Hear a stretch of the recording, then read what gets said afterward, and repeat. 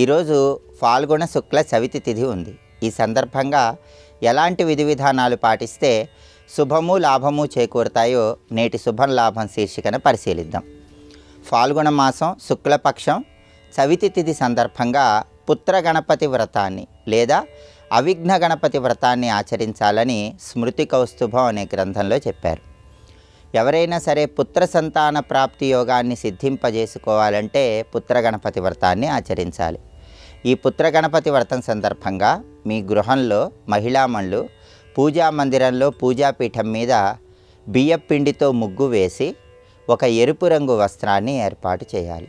ఆ ఎరుపు రంగు వస్త్రం మీద వెండితో చేసిన గణపతిని కానీ, పంచలోహాలతో చేసిన గణపతిని కానీ, గోమయంతో చేసిన గణపతిని కానీ, పృథ్వీ గణపతిని కానీ, శ్వేతార్క గణపతిని కానీ ఏర్పాటు చేసుకోవాలి. అయితే తక్షణ ఫలితాలు రావాలంటే మాత్రం వెండి గణపతి లేదా శ్వేతార్క గణపతిని ఉపయోగించాలని స్మృతి కౌస్తుభం అనే గ్రంథంలో చెప్పారు.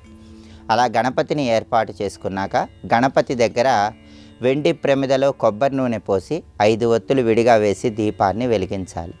ఆ తర్వాత గణపతికి ఎరుపు రంగు పుష్పాలతో, జిల్లేడు పూలతో, గన్నేరు పూలతో పూజ చేస్తూ ఓం కపిలాయ నమః అనే మంత్రాన్ని 108 లేదా 54 లేదా 21 సార్లు పఠించాలి. ప్రధానంగా పుత్ర గణపతి వ్రతం సందర్భంగా గన్నేరు ఆకులతో, గన్నేరు పూలతో, జిల్లేడు పూలతో గణపతిని పూజించినట్లయితే గణపతి సంపూర్ణమైన అనుగ్రహం కలుగుతుంది.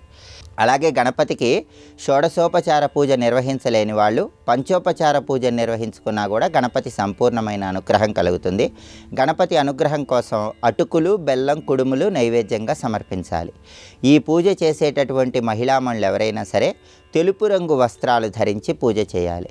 అలాగే గణపతికి నివేదించినటువంటి అటుకులు, బెల్లం 8 సంవత్సరాల లోపు పిల్లలకు పంచిపెట్టాలి. ఇలా చేస్తే పుత్ర గణపతి వ్రతం పూర్తవుతుంది. ఈ వ్రతం వల్ల త్వరలోనే పుత్ర సంతాన ప్రాప్తి యోగాన్ని సిద్ధింపజేసుకోవటానికి ఆస్కారం ఉందని స్మృతి కౌస్తుభం అనే ప్రామాణిక గ్రంథంలో చెప్పారు. అదేవిధంగా ఎవరైనా సరే రియల్ ఎస్టేట్ వ్యాపారంలో ఉన్నవాళ్ళు ఈరోజు పుత్ర గణపతి వ్రతం సందర్భంగా గణపతిని గన్నేరు పూలతో, గన్నేరు ఆకులతో పూజించినట్లయితే రియల్ ఎస్టేట్ రంగంలో మంచి పురోభివృద్ధిని సాధించవచ్చు. అలాగే ఫాల్గుణ మాసం శుక్లపక్షం చవితి తిథి నాడు గణపతిని పుత్ర గణపతి వ్రతం అనే పేరుతో పుత్ర సంతాన ప్రాప్తి కోసం పూజించడంతో పాటుగా అవిఘ్న గణపతి వ్రతం అనే పేరుతో విఘ్నాలు తొలగింపజేసుకోవటం కోసం కూడా ప్రత్యేకంగా పూజించాలని ప్రామాణిక గ్రంథాల్లో చెప్పారు.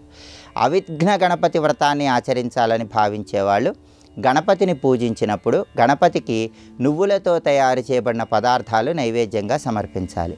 అలాగే గణపతికి నివేదించినటువంటి నువ్వులతో తయారు చేయబడిన పదార్థాలు ఇతరులకు పంచిపెట్టాలి.